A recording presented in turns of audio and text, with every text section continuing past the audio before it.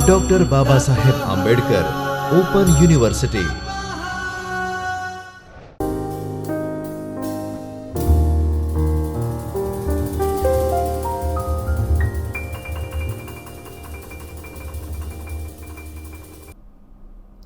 નમસ્કાર વિદ્યાર્થી મિત્રો, doctor Baba Saheb Ambedkar open university ચૈતન્ય સ્ટુડિયોમાંથી હું પ્રવીણ વણકર ગુજરાતી વિષયના આસિસ્ટન્ટ પ્રોફેસર આપ સૌનું હાર્દિક સ્વાગત કરું છું। મિત્રો, આજે આપણે TYBA ગુજરાતી પેપર 6માં પંડિત યુગમાં આપણે મણિલાલ નભુભાઈ દ્વિવેદીના જીવન અને સાહિત્ય સર્જન વિશે વિશેષ વાતો કરવાના છીએ।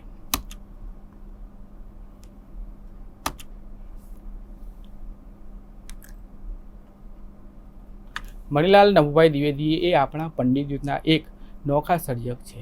એક બ્રાહ્મણ, એક વિદ્યાર્થી, અભેદ માર્ગ પ્રવાસી તેમના ઉપનામો છે।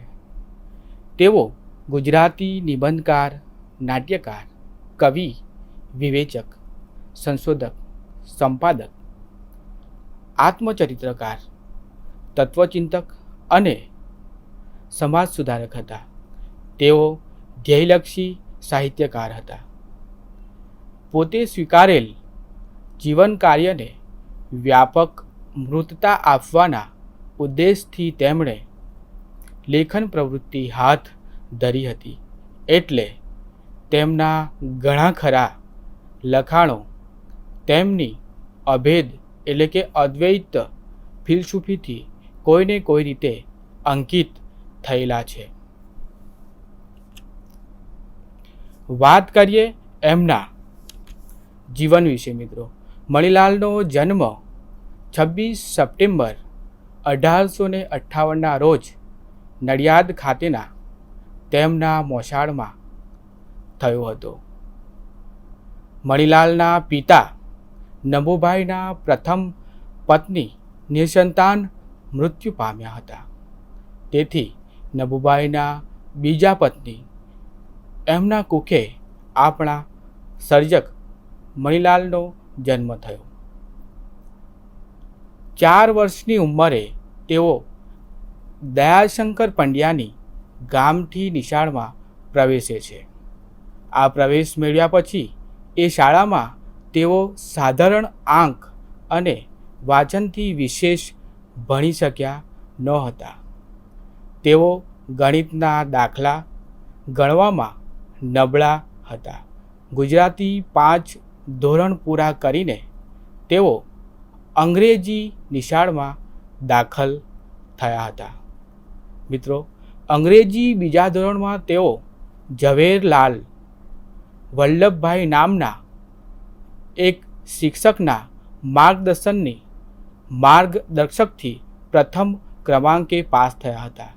આથી મુખ્ય શિક્ષકે ખુશ થઈને તેમને 3જા ધોરણને બદલે સીધા 4થા ધોરણમાં ભણવામાં મૂક્યા।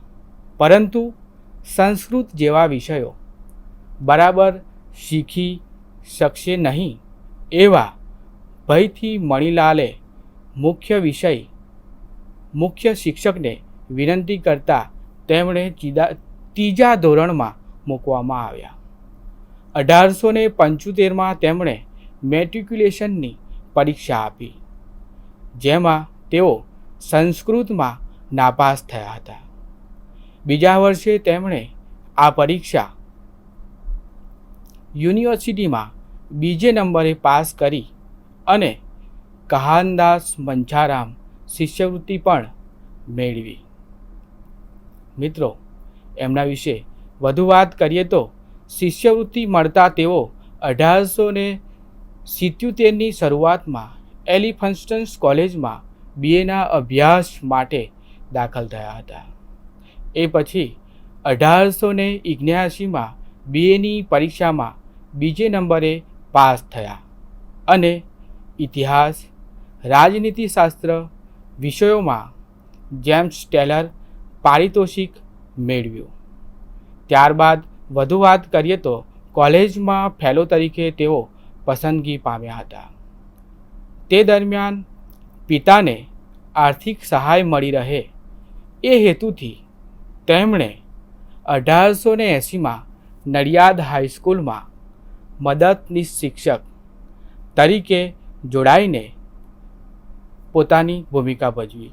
તે પછી બીજે વર્ષે 1881ના એપ્રિલમાં તેઓ મુંબઈ સરકારી કન્યા શાળાઓના ડેપ્યુટી એજ્યુકેશનલ ઇન્સ્પેક્ટર તરીકે પસંદગી પામ્યા. મિત્રો, વધુ વાત કરીએ તો 1885થી ભાવનગરની સામરદાસ કોલેજના સંસ્કૃતના અધ્યાપક પણ તેઓ રહ્યા હતા. માંદગીને કારણે 1888માં ત્યાંથી નિવૃત્ત થઈને ડિસેમ્બર 1893થી જુલાઈ 1895 સુધી વડોદરા રાજ્ય તરફથી શરૂ કરાયેલા પ્રાચ્ય વિદ્યા વિભાગના અધ્યાપક પણ મણિલાલ નભુભાઈ દ્વિવેદી રહી ચૂક્યા હતા. મણિલાલ પોતાની આત્મકથા આત્મવૃત્તાંતમાં નોંધે છે તેમ તેમણે કોલેજ કાળ દરમિયાન કહેવાય છે કે એકથી વધુ વખત એમ કહેવાય કે વારંગનાઓ સાથે સંબંધો બાંધ્યા હતા. આને પરિણામે તેમણે ઉપદંશનો રોગ પણ થયો હતો. આ એમના જીવન ચરિત્રમાં વાંચવા મળે છે. જીવનભર આ વ્યાધિથી પીડાયા બાદ 1 ઓક્ટોબર 1898માં આ નડિયાદ ખાતે 40 વર્ષની ઉંમરે તેમનું આપણા સારસ્વત સાહિત્યકારનું મૃત્યુ થયું. મણિલાલનું અંગત જીવન અને આંતરિક જીવન અનેક પ્રકારની વિષમતાઓથી ભરેલું હતું. એમ કહેવાય કે એમનું કુટુંબ જીવન તેમજ લગ્ન જીવન અનેક અણબનાવોમાંથી પસાર થતું હતું.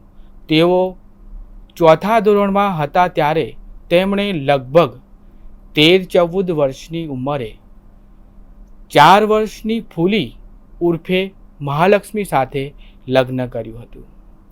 તે પછી તેમના પ્રથમ પુત્રનો જન્મ 1882માં, જ્યારે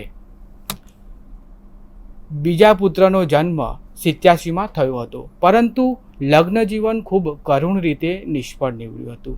એ પણ એમના આત્મવૃત્તાંતમાંથી પસાર થતાં આપણને વાંચવા મળે છે. મણિલાલના જીવનચરિત્રમાં ધીરુભાઈ ઠાકર નોંધે છે તેમ મણિલાલના જીવનની કરુણતાનું મુખ્ય કારણ એ એમનું સર્વથા નિષ્ફળ નીવડેલું લગ્ન જીવન. આ એક મહત્વનો ભાગ છે એમના જીવનનો. પત્ની અને સ્વજનો તરફથી પ્રેમ ન મળવાને લીધે તેમજ તેમની પ્રેમ માટેની તરસ અતૃપ્ત રહેવાને લીધે તેમણે અનેક સ્ત્રીઓ સાથે સંબંધો બાંધ્યા હતા. એ એમના આત્મવૃત્તાંતમાંથી વાંચવા મળે. આમાંથી અમુક સંબંધો બાંધવા પાછળ કામવાસનાને તૃપ્ત કરવાની વૃત્તિ પણ હતી.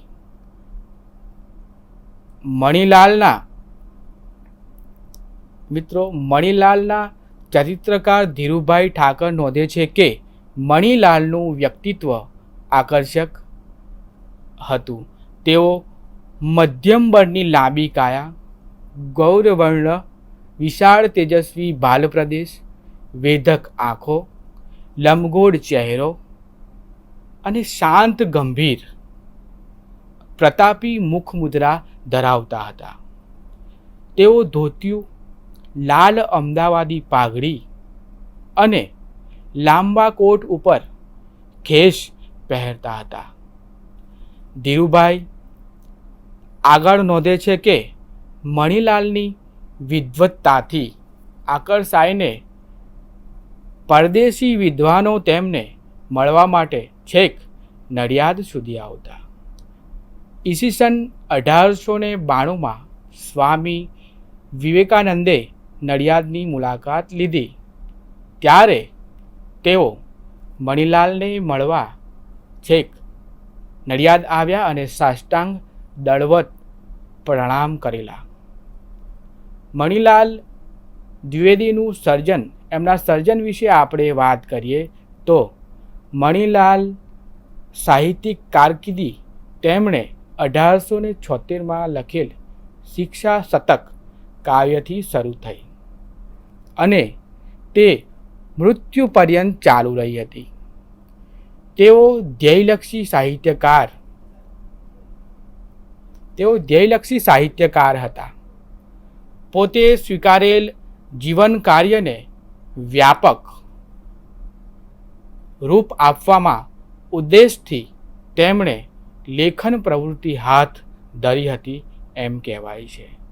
એટલે તેમના ઘણા ખરા લખાણો તેમની અભેદ અદ્વૈત ફિલસૂફીથી કોઈને કોઈ રીતે અંકિત થયેલા છે. આપણે એમના જીવન વૃત્તાંતમાંથી ઘણા બધા બનાવો નોંધી શકીએ.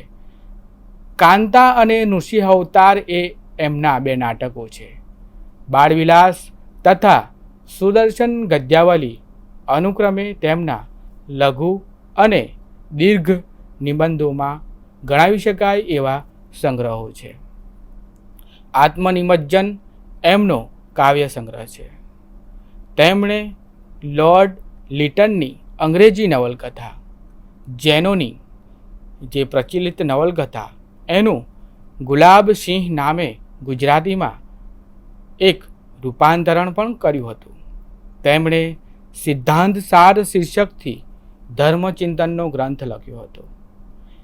વધુમાં જણાવીએ તો પ્રિયવંદા અને સુદર્શન નામના સામાયિકો પણ નભુભાઈ દ્વિવેદીએ ચલાવ્યા હતા અને એ દ્વારા સ્વધર્મ અને સ્વસંસ્કાર પ્રત્યે સમાજને અભિમુખ કરવા બૌદ્ધિક પુરુષાર્થ કર્યો હતો. 1898માં તેમનું અવસાન થયું. ત્યાં સુધી તેમણે ગુજરાતની પ્રજાને વેદાંતનો વ્યાપક ઉપયોગ સમજાવવા સતત લખાણો પ્રગટ કર્યા હતા. મિત્રો, મણિલાલ વિશે, એમના જીવન વિશે તો ઘણી બધી માહિતી છે, પરંતુ મણિલાલની લેખન પ્રવૃત્તિ સંસ્કારલક્ષી હતી.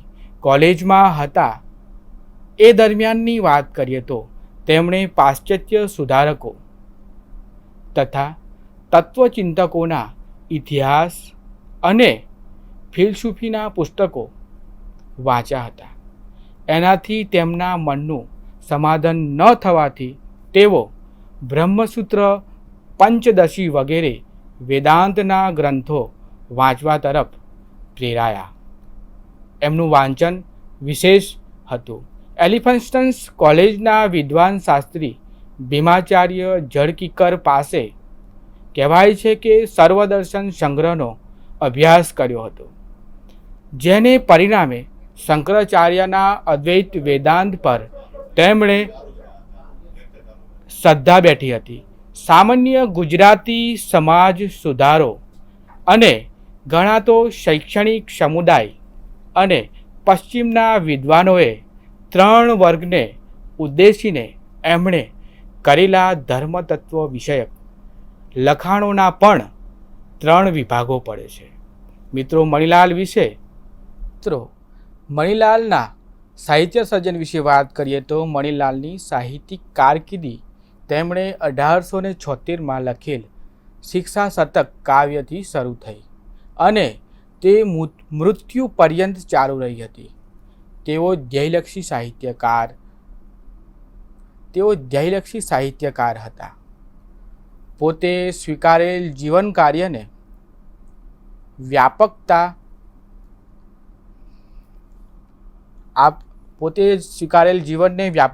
આપવાના ઉદ્દેશથી તેમણે લેખન પ્રવૃત્તિ હાથ ધરી હતી. એટલે તેમના ઘણા ખરા લખાણો તેમની અભેદ એટલે કે અદ્વૈત ફિલસૂફીથી કોઈને કોઈ રીતે અંકિત થયેલા છે. મિત્રો, તેમની પાસેથી કાંતા અને નૃસિંહાવતાર એ 2 નાટકો પ્રાપ્ત થાય છે. બાળવિલાસ તથા સુદર્શન ગદ્યાવલી અનુક્રમે તેમના લઘુ અને દીર્ઘ નિબંધોના સંગ્રહ છે. એમની પાસેથી આત્મનિમજ્જન તેમનો કાવ્ય સંગ્રહ છે.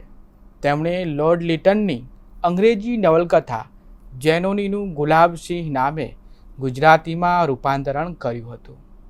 એ ઉપરાંત તેમણે સિદ્ધાંત સાર શીર્ષકથી ધર્મચિંતનનો ગ્રંથ પણ લખ્યો હતો. તેમણે પ્રિયવદા અને સુદર્શન નામના સામાયિકો પણ ચલાવ્યા હતા અને એ દ્વારા સ્વધર્મ અને સ્વસંસ્કાર પ્રત્યે સમાજને અભિમુખ કરવા બૌદ્ધિક પુરુષાર્થ કર્યો હતો. 1898માં તેમનું અવસાન થયું ત્યાં સુધી તેમણે ગુજરાતની પ્રજાને વેદાંતનો વ્યવહારિક ઉપયોગ સમજાવવા સતત લખાણો પ્રગટ કર્યા હતા. મિત્રો, મણિલાલની લેખન પ્રવૃત્તિ વિશે વાત કરીએ તો એમની લેખન પ્રવૃત્તિ સંસ્કારલક્ષી હતી. કોલેજમાં હતા તે દરમિયાન તેમણે પાશ્ચાત્ય સુધારકો તથા તત્વચિંતકોના સાહિત્ય અને ફિલસૂફીના પુસ્તકો વિશેષ વાંચ્યા હતા.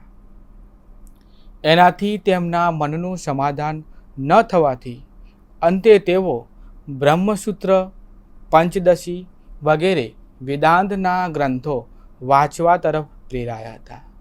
એલિફન્સ્ટન કોલેજના વિદ્વાન શાસ્ત્રી ભીમાચાર્ય ઝડકીકર પાસે તેમણે સર્વદર્શન સંગ્રહનો અભ્યાસ પણ કર્યો હતો. વધુમાં જોઈએ તો જેને પરિણામે શંકરાચાર્યના અદ્વૈત વેદાંત પર તેમની શ્રદ્ધા બેઠી હતી. સામાન્ય ગુજરાતી સમાજ સુધરેલો ગણાતો શિક્ષિત સમુદાય અને પશ્ચિમના વિદ્વાનોએ 3 વર્ગને ઉદ્દેશીને એમણે કરેલા ધર્મ તત્વ વિષયક લખાણોમાંના પણ 3 વિભાગો પડે છે.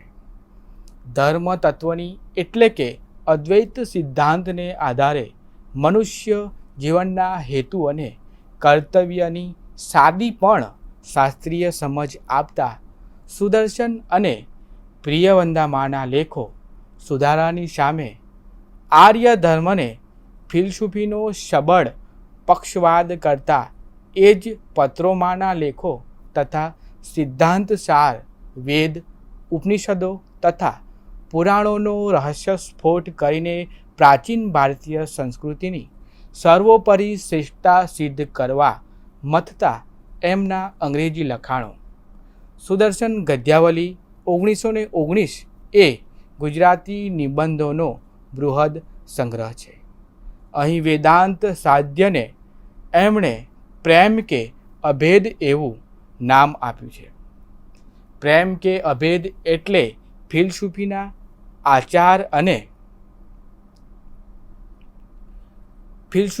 આચાર અને વિચારની એકતા સાધનારું ક્રિયા પ્રેરક બળ. શંકરાચાર્યે અદ્વૈતના અનુભવનો આનંદ કહ્યો તેને મણિલાલે પ્રવૃત્તિ પ્રેરક જીવનબળ તરીકે ઉપસાવી આપ્યો. સાંકર સિદ્ધાંતના વિકાસમાં એમનું આ વિશિષ્ટ પ્રદાન છે. જો કે ઉદ્દેશની એકલક્ષિતાને લીધે એમના સિદ્ધાંત નિરૂપણમાં તર્ક શૈથિલ્ય, અસંગતિ, એકપક્ષી સમર્થન વગેરે દોષો આવ્યા છે. એમના લખાણોમાં વિચાર અને વાણીનો સુમેળ છે. સ્વયંસ્ફૂર્તા વિચારોને સુનિશ્ચિત આકૃતિવાળા નિબંધોમાં વહેતા કરવાની કુશળતા એમની સહજ સિદ્ધ હતી. એમના નિબંધોમાં ગદ્યનું સુઘટ્ટ પોત અને વેધક તેજ પ્રતીત થાય છે. મિત્રો, મણિલાલ દ્વિવેદી વિશે વધુ વાત કરીએ તો સુદર્શન ગદ્યાવલી 1919 એ મણિલાલના સુદર્શન અને પ્રિયવદામાં પ્રગટ થયેલા નિબંધોનો એક દરદાર સંગ્રહ છે. એમાં ધર્મ, ગ્રંથ, રાજ્ય, સાહિત્ય, કળા એમ લગભગ તમામ ક્ષેત્રોના મહત્ત્વના વિષયોની તાત્વિક તેમજ વ્યવહારિક વિચારણા જોવા મળે. આ નિબંધોમાં થયેલી વિચારણા અને તેથી ચાલેલા વિવાદોને એના લીધે ગુજરાતી ગદ્યની શાસ્ત્રીય ચર્ચાની ક્ષમતા ઘડાઈ હતી. એ કારણે આ ગ્રંથ ગુજરાતી સાહિત્યનો સર્વોત્તમ નિબંધ ભંડાર ગણાયો છે અને એના લેખકને અર્વાચીન યુગના 3 શ્રેષ્ઠ નિબંધોમાં 3 શ્રેષ્ઠ નિબંધકારોમાં સ્થાન પણ મળ્યું છે. વિદ્યાર્થી કાળમાં છંદ અને પ્રાસના વ્યાયામ રૂપે દલપત શૈલીએ કરેલી શિક્ષા શતક માની રચનાઓ તથા નાટકોની પદ્ય રચનાઓ ઉપરાંત મણિલાલ દ્વિવેદીએ છૂટક પદ્યો પણ રચેલા. તેમાં ગઝલો, ગીતો, ભજનો અને વૃત્તબદ્ધ રચનાઓનો સમાવેશ થાય છે.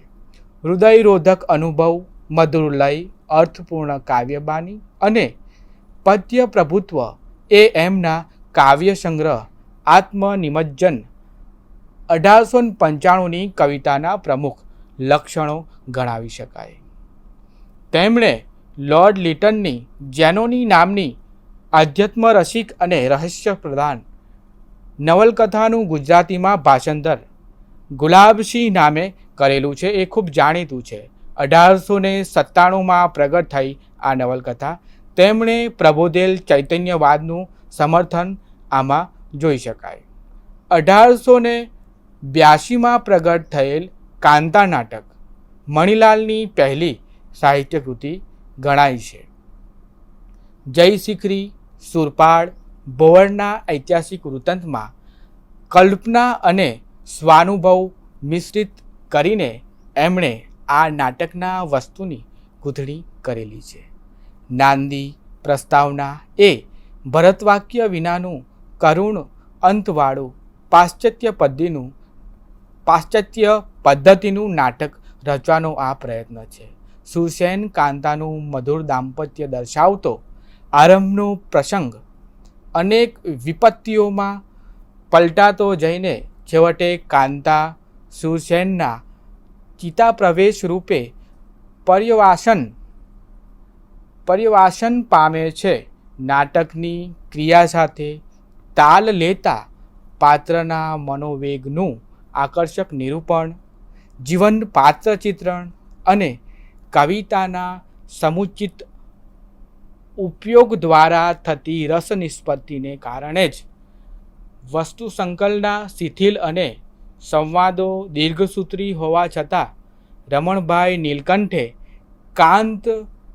કાંતા નાટકને છેક 1909 સુધીના ગુજરાતી નાટ્ય સાહિત્યમાં એક આશ્વાસન સ્થાન તરીકે બિરદાવ્યું છે.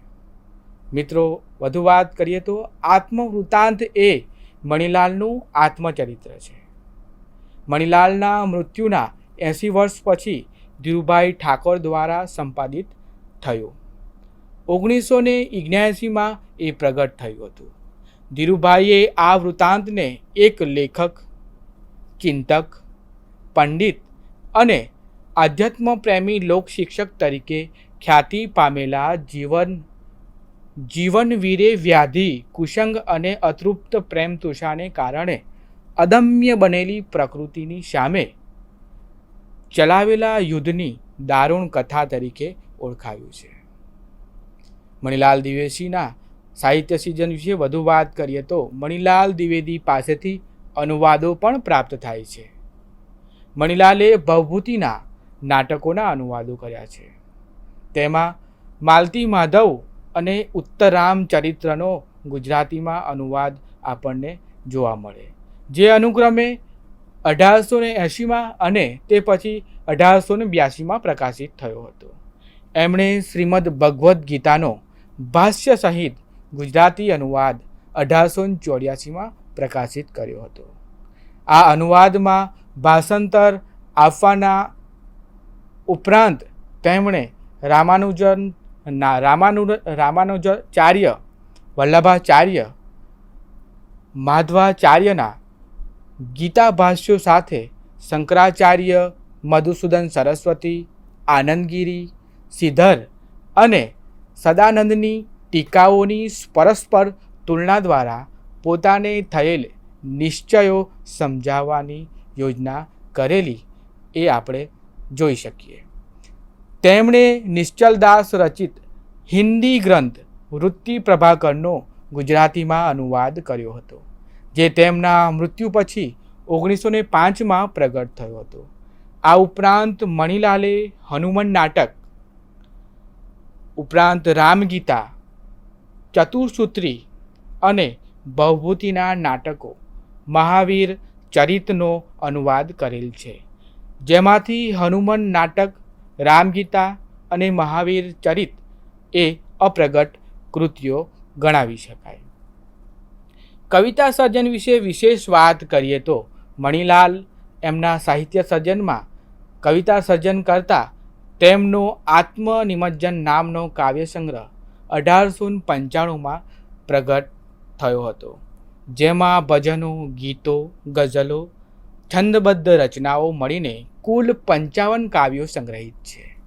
મણિલાલની કવિતાના મૂળમાં એમના અંગત જીવનના તીવ્ર આઘાતજનક અનુભવો રહેલા જોવા મળે છે. ગીતો અને ગઝલોમાં બુદ્ધિ, હૃદયના ઉદાત્ત સમન્વયરૂપ અધ્યાત્મ અનુભવ ધ્યાન ખેંચે છે. એ દૃષ્ટિએ ગગને આજ પ્રેમની ઝલક અને દગ રસભર જેવા તેમના ગીતો તથા અમર આશા, કિસ્મત જેવી ખૂબ જાણીતી ગઝલો ઉત્તમ પ્રકારની ગઝલો ગણાવી શકાય. શિષ્ટતા, રસિકતા, અર્થલક્ષિતા, સુવાચ્યતા અને અર્થપ્રેરકતા એ વૃત્તબદ્ધ રચનાઓના મુખ્ય લક્ષણો છે. મિત્રો, આ મણિલાલ દ્વિવેદી વિશે વિશેષ અધ્યયન કરતાં જાણવા મળે છે કે કાવ્ય લેખન એ મણિલાલને માટે નવરાશને વખતે દિલ બહલાવવાનો વ્યાપાર હતો. આથી પોતાની કાવ્ય કૃતિઓને તેમણે પદ્યો કહી છે. 1880થી 1898 સુધીમાં છૂટક તેમણે 53 કાવ્યો રચેલા છે.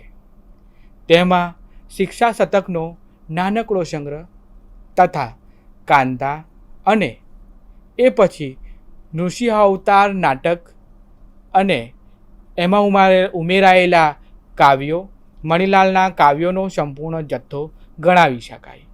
મેટ્રિક્યુલેશનની પરીક્ષામાં પાસ થયા તે વર્ષે તેમણે 1876માં શિક્ષા શતક નામનો દલપત શૈલીમાં લખેલ જોડકણાનો સંગ્રહ પ્રગટ કર્યો હતો. તેમાં ભાષા અને છંદની પ્રાથમિક કસરત જોવા મળે. આરંભિક ગ્રંથ છે. કોલેજ કાળ દરમિયાન તૂટેલી દોસ્તી નામના પારસી શૈલીના કાવ્યના તેમણે કરેલા શિષ્ટ રૂપાંતરણમાં ભાષા અને છંદ એના પરનું જે પ્રભુત્વ તેમનું જોવા મળે. કાંતાની રચનાઓ તેમજ ભવભૂતિના 2 નાટકોના અનુવાદે તેમની કાવ્ય સમજને મઠારવામાં મદદ કરી. વખત જતાં ધીરે ધીરે અંગ્રેજી કવિતાના પરિશીલને, નર્મદના સંસર્ગે અને સ્વતંત્ર રીતે ખીલતી જતી તત્વદૃષ્ટિએ એમની કવિતા વિશે વિભાવના ઘડી. અભેદોર્મીની પ્રસ્તાવનામાં તે સમજાવતા મણિલાલ કહે છે, કાવ્ય કવિતા એ જ આપણા સ્થૂળમાં સ્થૂળ ભાવોનો સૂક્ષ્મમાં સૂક્ષ્મ રસ છે. ઊંડા અધ્યયન પછી કવિતાની સમજ જેમ જેમ વિકસતી ગઈ પછી દલપત શૈલીના મણિલાલ વિરોધી થઈ ગયા. આત્મનિમજ્જનમાં તેમણે બાહ્ય વિશ્વના પ્રહારોથી કે મોહમય આવેગોથી જ્યારે બુદ્ધિ અકળાઈ જાય ત્યારે આત્મનિમજ્જનમાં શાંતિ અનુભવે છે. એ ક્વચિત શાંતિમાં પૂર્ણ નિગમન થઈ એકાદ આલાપ કરી લે છે એમ કહ્યું છે. તે બતાવે છે કે તેમની કવિતાના મૂળમાં પોતાના ખાનગી જીવનના તીવ્ર આઘાતજનક અનુભવો મુખ્યત્વે રહેલા છે. આ અંગે નિખાલસ કબૂલાત તેમણે આત્મકથામાં કરેલી છે. એમની કવિતા વિશે વધુ વાત કરીએ તો સારસ પર ગુલતાન દીવાની, દગ રસભર મોરે દિલ રહી. ઉપરાંત આંખ ભર્યું શું થાય હઠેલી, પ્રેમમાં નેમ ધર્યો વગેરે કાવ્યો તેમણે પોતાની અમુક પ્રેમિકાના સંબંધમાં લખેલા છે એમ જણાય છે.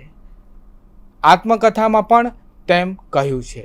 વળી યારી મસ્તોની આહા હું એકલો દુનિયા બિયાબામાં સૂનો ભટકું વગેરે ગઝલો તેમજ એ ઉપરાંત જવા દે પ્યારી પ્યારી એ લાવણી પણ પ્રેમ પ્રસંગે જ લખેલી છે. મણિલાલની કવિતાનો મુખ્ય વિષય છે પ્રેમ. એમની કવિતામાંથી પસાર થઈએ તો પ્રેમ ઉપરાંત જ્ઞાન એટલે કે અતિ સાક્ષરતાના પર્યાય રૂપે તેમણે પ્રેમ શબ્દ તત્વચર્ચામાં વાપર્યો. તેનો લાભ લઈને તેમણે પોતાના કાવ્યના ભાષ્યમાં તેનો અર્થ અભેદ કર્યો છે. પોતાને થયેલા સ્થૂળ પ્રેમના સંવેદનને તેમણે સૂફી સ્વાંગમાં વ્યક્ત કરેલ છે, જ્યારે તેનું ભાષ્ય તેમણે વેદાંતની પરિભાષામાં અધ્યાત્મ દૃષ્ટિએ કરેલું છે. કાવ્ય વાંચનાર સહૃદયને ઇશ્કની ખૂબી, મસ્તી અને વેદનાના સંવેદનનો સ્પર્શ્યા વિના રહેતા નથી. કાવ્યનું સાર્થક્ય તેની આ સ્વયંસ્ફૂર્તિ અસરમાં રહેલું છે. મણિલાલના કાવ્યો ભાષ્યથી અલગ કરીને વાંચતા જ તેનો જે કોઈ આનંદ હોય તે આપણે માણી શકીએ. ગદ્યના વાહક સાથે અદ્વૈત સંવેદને જે સ્વાભાવિકતાથી અને સમર્થતાથી મણિલાલ એકરસ કરી શક્યા છે, તેનાથી વિરુદ્ધ જ પરિણામ પદ્યમાં જોવા મળે. કવિતા જુદી પડી જાય અને ભાષ્યમાંનું તત્વજ્ઞાન પણ જુદું પડી જાય છે. આ બંને અલગ અલગ હેતુ સારે છે. અદ્વૈત સિદ્ધાંતનું કાવ્યમાંથી બળાત્કારે પ્રતિફલન કરવા જતાં ખુદ કવિતાનું અદ્વૈત એમનાથી ખંડિત થયું તે મણિલાલ દ્વિવેદીના ધ્યાનમાં જ ન રહ્યું. બાલાશંકરના સંસર્ગથી મણિલાલને ફારસી કવિતાનો શોખ લાગ્યો હતો એ સુવિદિત છે. મણિલાલે 12 ગઝલો લખેલી છે તે આપણને જોવા મળે. તેમાં આહા હું એકલો દુનિયામાં સૂનો ભટકું, અહીં તું જાય છે દોરી દગાબાજી, કરી કિસ્મત યારી મસ્તોની અને અમર આશા એમની ઉત્તમ કાવ્યકૃતિઓ છે. તેમના આ પ્રકારના કાવ્યોની ભાષા સચોટ અને અનુભવના રણકાવાળી જોવા મળે. કર્ણમધુર છે. ઉત્કટ આવેગ અને મસ્તી તેમના મુખ્ય લક્ષણો છે. તેમણે 7 ગઝલો હજજ છંદમાં લખેલી છે, એટલે કે તેની પંક્તિનું બંધારણ મફાઇલુનના 4 આવર્તનો વાળું છે અને 2નું બંધારણ ફાયલાતુનના 3 આવર્તનો અને ફાયલુનનું 1 એ માપનું છે. બાકીની ગઝલોમાંથી કોઈ નિશ્ચિત બંધારણ કરી શકાતું નથી. ચારેકમાં રદીફ અને કાફિયા બંને સચવાયેલા છે, ત્યારે બાકીની ગઝલોમાં કેવળ રદીફ જ સચવાયેલો જોવા મળે. આહા હું એકલો એ ગઝલમાં મણિલાલે જાતિ છંદોની માફક કડીએ સ્વતંત્ર પ્રાસ મેળવેલા જોવા મળે. એમની ફારસી ગઝલોનો ગુજરાતીમાં પ્રયોગ કરતા ઉમેરાયેલી એક વિશિષ્ટતા એમની ગઝલોમાં ગણાય. પ્રાસ મેળવવા માટે તેમને બાલાશંકરની માફક શબ્દોની ભાંગફોડ કરવી પડતી નથી. કવિ બાલાશંકર કરતાં મણિલાલની ગઝલો વધુ સુઘડ હોવાની છાપ પડે છે. આત્મનિમજ્જન એમાં 22 જેટલા ભજનો અને ગીતો છે. તેમાંથી ગગને આજ દગ રસભર, ઉડીજ તું, સાચી બાલમ દુનિયામાં, ગીત અભેદના, જાણો તો વશકરણી અને અમે વૈરાગી એ અદ્વૈત તત્વજ્ઞાનના ઉત્તમ કાવ્યો છે. રસ અને રસપૂર્ણ કાવ્યબાણીમાં ઉચ્ચ વિચાર સામગ્રી ગોઠવાઈને કવિતા અને તત્વજ્ઞાનનો ઉત્તમ મેળ કેટલીક કૃતિઓમાં સંધાયો છે. કાવ્ય તત્વને પાતળું પાડ્યા વિના સંગીતનું તત્વ પણ મણિલાલ સફળપણે યોજી શક્યા છે, જે તેમની કવિતામાંથી પ્રસાર થતા જણાય છે. વધુ વાત કરીએ તો મિશ્ર ધ્વનિ એ વિભાગમાં 6 વૃત્તબદ્ધ કાવ્યો પણ છે. તેમાં ઉપજાતિ, વસંત તિલકા, ધૃત વિલંબિત, શિખરણી છંદ વગેરે છંદોને વિવેકપૂર્વક ઉપયોગમાં લીધા છે. તેમાં પૃથ્વી છંદનો પ્રયોગ ધ્યાન ખેંચે છે. મણિલાલ દ્વિવેદીએ ઉર્મિના વિક્ષોભથી કાવ્ય રચવાનું શરૂ કર્યું હતું, એ ખરું, પણ પછી કવિતાને વિચાર સમૃદ્ધ બનાવવાનું તેમણે વલણ દાખવ્યું હતું, એ ધ્યાનમાં રાખવા જેવું છે. 1920 પછી બકર ઠાકોરે અર્થપ્રધાન કવિતાની હિમાયત કરી. એ દિશામાં ગુજરાતી કવિતાને વાળવાનો જે પ્રયાસ કર્યો હતો, તેની જાણે કે આગાહી કરતા હોય તે પ્રકારની મણિલાલના ઉપહાર અને જન્મદિવસના કાવ્યો છે. 1889માં લખેલું ગરીબાઈ કાવ્ય 1990 પછીની કવિતાનું સ્મરણ કરાવે તેવું છે. શિષ્ટતા, રસિકતા, અર્થલક્ષિતા, સુવાચ્યતા અને વિચાર પ્રેરકતા આ વૃત્તબદ્ધ કાવ્યોની વિશિષ્ટતા છે. ભાષા અને છંદ ઉપર પ્રથમ પંક્તિના કવિને હોય તેવું પ્રભુત્વ મણિલાલમાં હતું. તેમની કવિતા, તેમાં વ્યક્ત થયેલા મસ્ત રંગ, તત્વજ્ઞાન અને કવિમાનસને કારણે તેમજ રચના વૈવિધ્ય અને ગીત સિદ્ધિને લીધે આજે પણ સહૃદયોને રુચિકર નીવડે તેવી છે. કવિતાને લાંબી ટીકા દ્વારા કેવલાદૈતના સીમાડામાં બાંધી દેવાનો તેમણે પ્રયત્ન કર્યો ન હોત ને ગદ્યની માફક કાવ્ય ક્ષેત્રમાં પણ વિવિધ વિષયો લઈ અને તેમણે મુક્તપણે વિહાર કર્યો હોત તો અર્વાચીન ગુજરાતી કવિતાના ઉત્તમ કવિઓમાં મણિલાલને અવશ્ય સ્થાન મળત. એ વાત જવા દઈએ તો પણ ઉત્તમ ગુજરાતી ગઝલો અને ગીતોના સંચયમાં મણિલાલની એકાદ બે કૃતિઓ સ્થાન પામે એટલે મહત્ત્વ તો તેમણે પ્રાપ્ત કર્યું જ છે. મિત્રો, આપણે આજે મણિલાલ નભુભાઈ દ્વિવેદી વિશે વિગતે અભ્યાસ કર્યો. હવે પછી આપણે અગાઉના લેક્ચરમાં પંડિત યુગની કવિતા વિશે અભ્યાસ કરીશું. ત્યાં સુધી મળીએ. આવજો. નમસ્કાર. સ્વાધ્યાયઃ